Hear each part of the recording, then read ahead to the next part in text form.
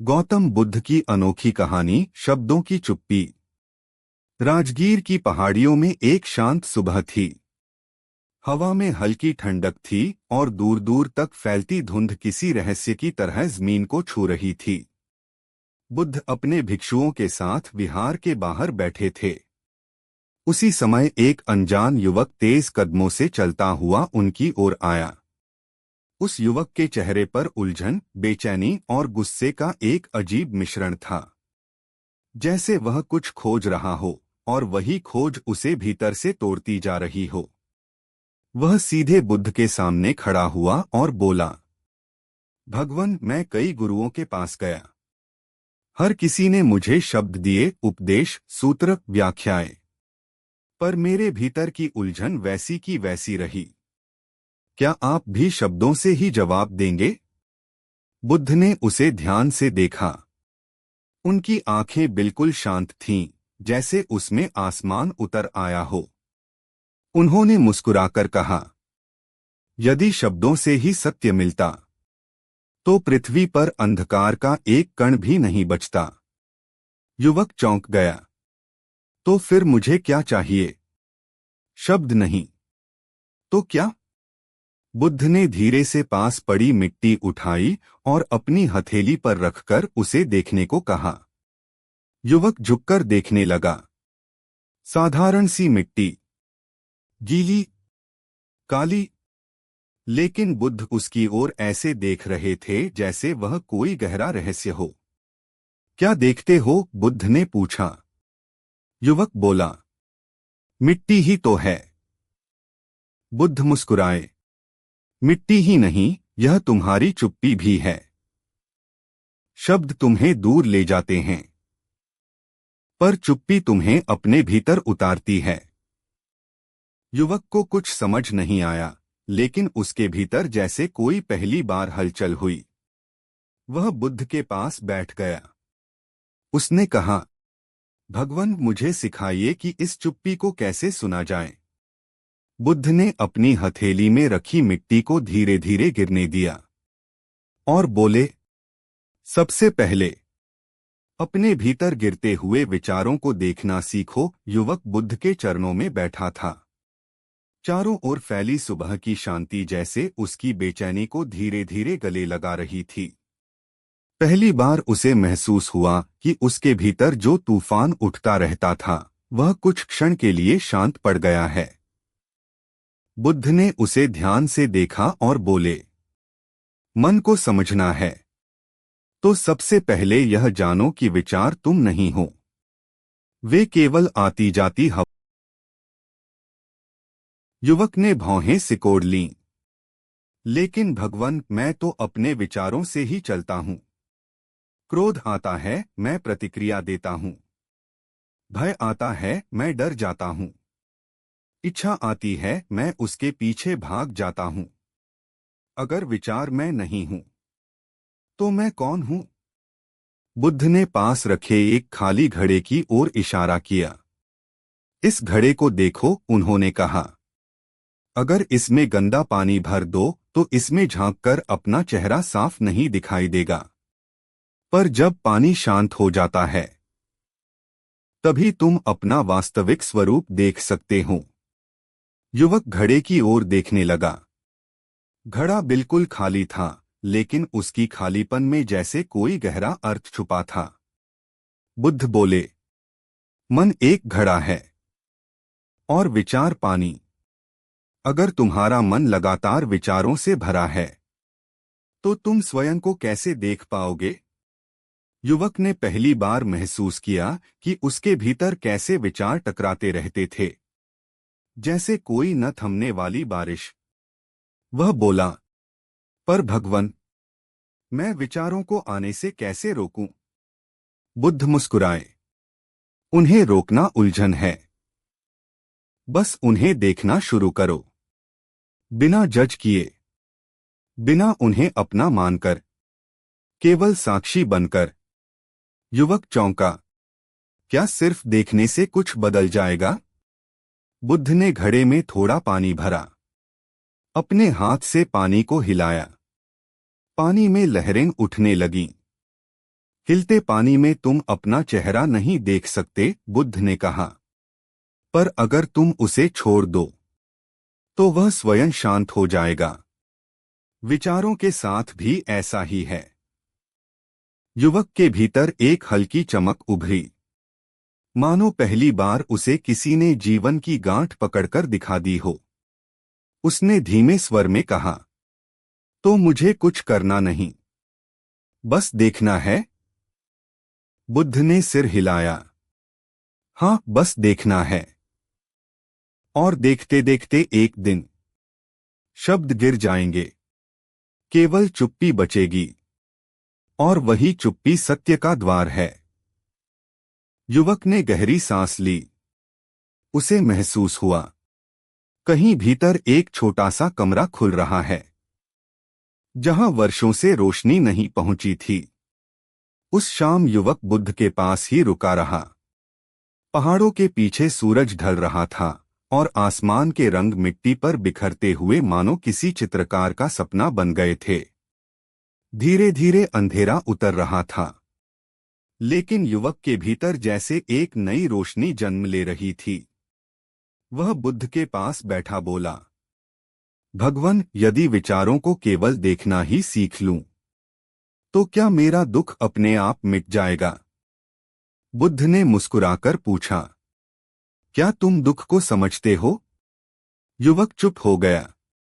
वह समझता नहीं था, वह सिर्फ दुख जीता था।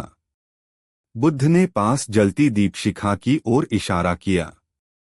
यह जो लौ है, उन्होंने कहा, इसे जलाने के लिए तेल चाहिए। दुख भी ऐसा ही है। जब तक तुम उसे मैं से जोड़ते हो, वह जलता रहता है। जब तुम उसे जैसा है वैसे देख सको, तो उसका तेल सूख जाता है। युवक ने पूछा, लेकिन दुख तो लगता है, कष्ट होता है, दिल में चोट भी। बुद्ध ने धीरे से जमीन पर एक रेखा खींची। मान लो यह रेखा दुख है।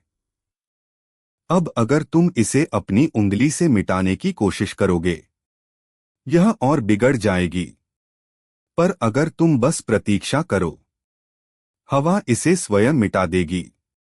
युवक ध्यान से देखता रहा। यह सामान्य उदाहरण नहीं था, इसमें उसके जीवन की जड़ें छिपी थीं। तो क्या मुझे दुख से भागना नहीं चाहिए? उसने पूछा। बुद्ध ने हंसते हुए कहा, भागोगे तो दुख तुम्हें और तेजी से पकड़ेगा।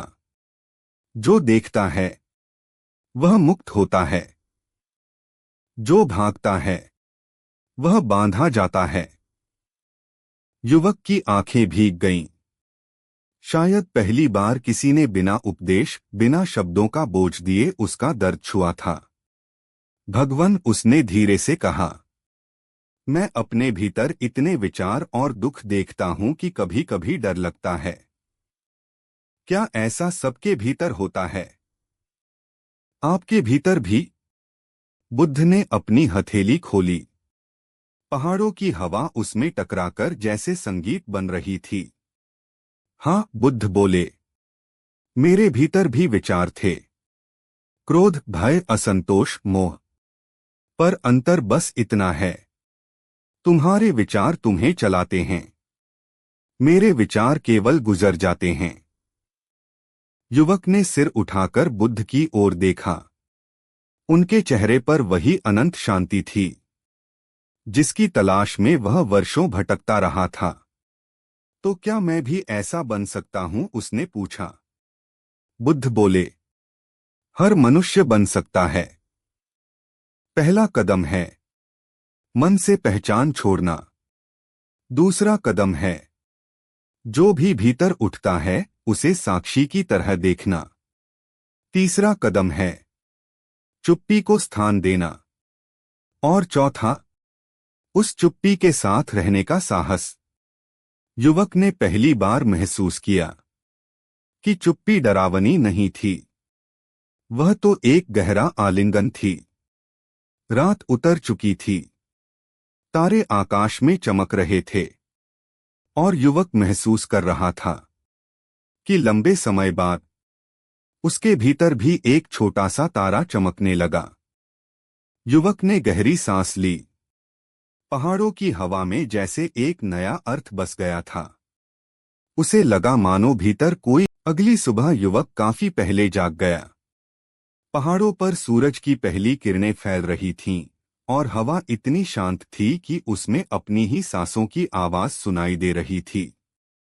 लेकिन उसके भीतर कई वर्षों के तूफान की जगह पहली बार हल्की सी शांति थी। वह बुद्ध के पास पहुंचा और बोला, भगवान, कल रात एक अजीब अनुभव हुआ। मैं चुप बैठा था, विचार आते गए, पर मैं बस देखता रहा। कुछ क्षण ऐसे लगे जैसे मैं विचारों से अलग खड़ा हूं। क्या यह भ्रम है, या यही वह चुप्पी है जिसके बारे में आप कहते हैं? बुद्ध ने उसकी ओर देखते हुए कहा, यह भ्रम नहीं, यह तुम्हारे भीतर की पहली सुबह है। जिस क्षण तुमने मैं और विचार के बीच की दूरी देखी, उसी क्षण तुम जागरण के द्वार पर पहुंचे। युवक हैरान था। लेकिन भगवान, यह दूरी टिकती नहीं। कभी कभी मैं विचारों में खो जाता हूं, फिर वापस साक्षी बन जाता हूं। बुद्ध मुस्कुराए, बिल्कुल ऐसे ही होता है। पहले पल भर के लिए, फिर कुछ क्षणों के लिए, फिर धीरे धीरे यह बढ़ता जाता है। साक्षी होना किसी दीपक की लौ जैसा है। हवा आएगी, झुकाएगी, पर धीरे धीरे स्थिर हो जाएगी। यह सुनकर युवक के भीतर एक नया उत्साह जगा। वह बोला, भगवान, साक्षी बनते समय मेरे भीतर बहुत सी यादें उठती हैं। पुराने दुख, पुराने लोग, पुरानी बातें जो मैं भूल चुका था, वे सब वापस आ जाती हैं। ऐसा क्यों? बुद्ध ने पास एक पेड़ पर उगे पुराने सूखे पत्तों की ओर इशारा किया। देखो, उन्होंने कहा, जब पेड़ नया पत्ता बनाता है, पुराने पत्ते अपने आप गिर जाते हैं। जब मन नया होता है, तो पुराने घाव भी गिरने की तैयारी करते हैं, इसीलिए वह सामने आते हैं। युवक समझ गया। वह डर नहीं, चिकित्सा थी। यह भीतर की सफाई थी। लेकिन उसके मन में एक और प्रश्न उठ गया। भगवान, यदि मैं पुरानी बातों को देखूं और वे मुझे फिर से दर्द दें, तो क्या मैं पीछे नहीं चला जाऊंगा? बुद्ध ने दोनों हथेलियां जोड़कर कहा, दर्द लौटेगा, पर अब तुम वही नहीं रहे। पहले तुम दर्द के बीच फंसे थे, अब तुम उसे बाहर से देख रहे हो। दर्द तुम्हें छुएगा, पर गिराएगा नहीं। युवक की आंखों में एक गहरी चमक आ गई। बुद्ध आगे बोले, और याद रखो, जब तुम अतीत के दर्द को साक्षी भाव से देखते हो, वह धीरे धीरे अपना ज़हर खो देता है। और एक दिन तुम महसूस करोगे कि वही दर्द तुम्हारी बुद्धि बन गया है। युवक ने गहरी सांस ली।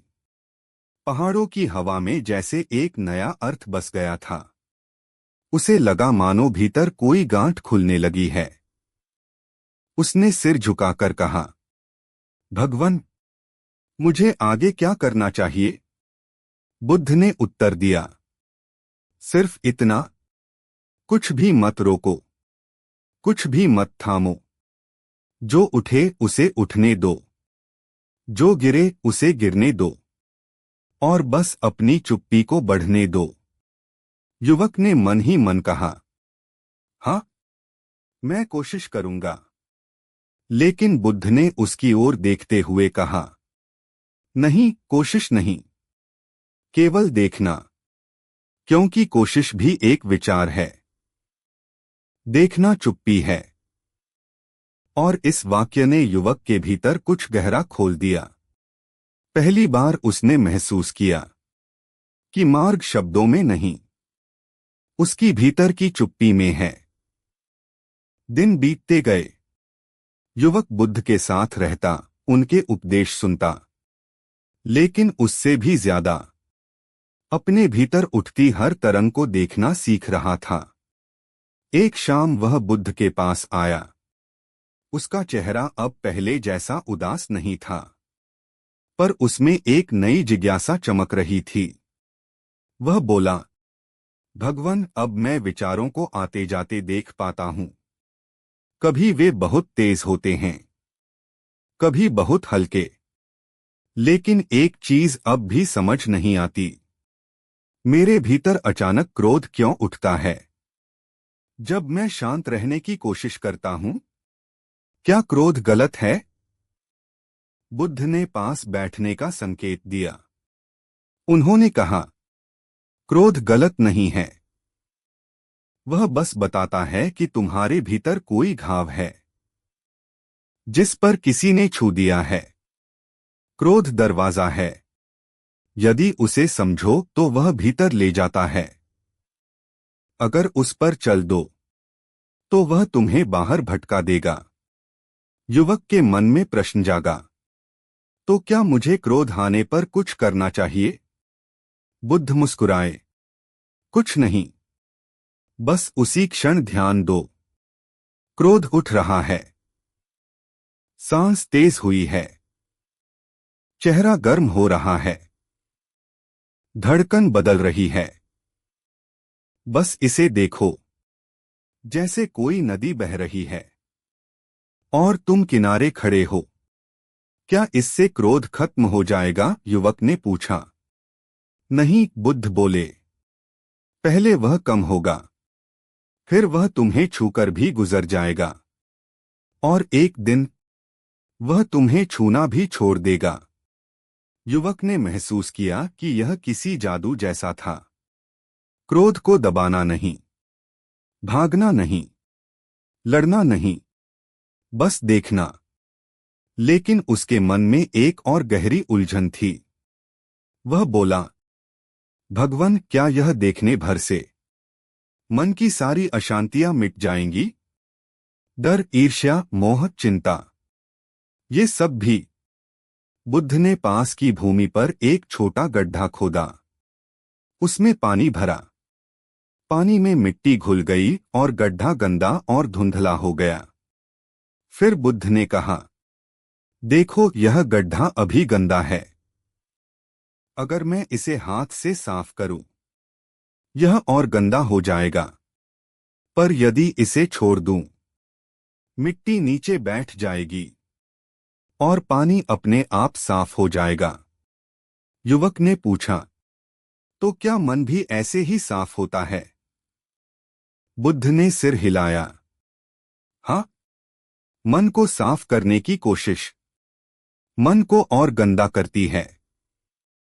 पर जब तुम देखने लगते हो, मन स्वयं शांत होने लगता है, क्योंकि तुम अब उसके साथ घुलते नहीं, तुम उसके ऊपर उठने लगते हो। युवक की सांस जैसे रुक गई। उसने कहा, भगवान, क्या यही ध्यान है? बुद्ध ने उत्तर दिया, ध्यान कोई अभ्यास नहीं, एक समझ है। ध्यान तब होता है जब मन की आवाजें हल्की हो जाती हैं और तुम चुप्पी को सुन पाते हो। युवक को लगा कि जैसे किसी ने उसके जीवन की सबसे बड़ी गांठ खोल दी। पर अभी भी एक प्रश्न था, एक ऐसा प्रश्न जो उसके जीवन की जड़ छूता था। वह धीमे स्वर में बोला, भगवान, अगर मैं खुद को देखता रहूं, तो क्या एक दिन दुख पूरी तरह समाप्त हो जाएगा? बुद्ध ने उसकी ओर देखकर कहा, हाँ, लेकिन दुख के समाप्त होने से पहले एक और चीज समाप्त होती है। युवक ने पूछा, क्या? बुद्ध बोले, दुख को पकड़ने वाला मैं। जब मैं ढीला पड़ जाता है तो दुख खुद गिर जाता है, जैसे पेड़ से सूखा पत्ता। युवक बहुत देर तक चुप रहा। उसके भीतर एक गहरी कंपकंपी चली गई। यह समझ कोई साधारण बात नहीं थी। पहली बार उसे महसूस हुआ कि शायद दुख का अंत बाहर नहीं, उसके भीतर है। रात ढल रही थी, तारे चमक रहे थे और युवक की आंखों में भी एक नई चमक आ गई थी, जैसे कोई लंबी यात्रा सही दिशा में कदम रख चुकी हो। अगली सुबह युवक जल्दी उठ गया। पहाड़ों में हल्की धुंध फैली थी और हवा में मिट्टी की खुशबू घुली हुई थी, लेकिन उसके भीतर कुछ और ही चल रहा था, एक गहरी बेचैनी। पर यह बेचैनी वैसी नहीं थी जैसी पहले हुआ करती थी। यह बेचैनी एक प्रश्न की ओर इशारा कर रही थी, जिसे वह कई दिनों से दबाए हुए था। वह बुद्ध के पास पहुंचा और धीमे स्वर में बोला, भगवान, क्या मन की चुप्पी पाने के बाद जीवन बदल जाएगा, या फिर वही दुख, वही लोग, वही हालात, सब वैसे ही रहेंगे? बुद्ध ने उस पर शांत दृष्टि डाली। जीवन वैसा ही रहेगा, बुद्ध बोले, पर तुम बदल जाओगे। और जब तुम बदल जाते हो तो वही जीवन एक नया अर्थ लेने लगता है। युवक चौंक गया, पर कैसे? मैं बदलूं और दुनिया बदल जाए? बुद्ध ने जमीन से एक छोटा सा पत्थर उठाया और उसे पानी के गहरे कटोरे में गिराया। पानी में गोल गोल तरंगे फैलने लगीं। देख रहे हो, बुद्ध बोले। पत्थर छोटा था, पर तरंगे पूरे पानी में फैल गईं। जब मन शांत होता है, तुम छोटे लगते हो, लेकिन तुमसे निकली शांति पूरी दुनिया में फैलने लगती है। युवक कुछ क्षण तक पानी की उन तरंगों को देखता रहा। उसे लगा, उसके भीतर भी कोई तरंग उठ रही है, जो जीवन को बदलने की क्षमता रखती है। लेकिन फिर उसके मन में एक और प्रश्न उभरा।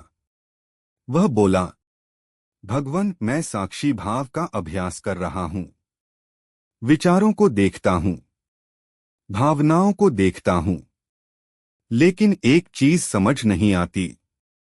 कभी कभी भीतर एक गहरी खालीपन उठती है, जैसे सब कुछ रुक गया हो, न विचार न भावनाएं, सिर्फ एक विशाल खालीपन। क्या यह भी ठीक है? बुद्ध ने उसकी ओर देखकर कहा, यही तो पहला द्वार है, जहां मन की आवाजें गिर जाती हैं और तुम अपने भीतर की विशालता को देखते हो।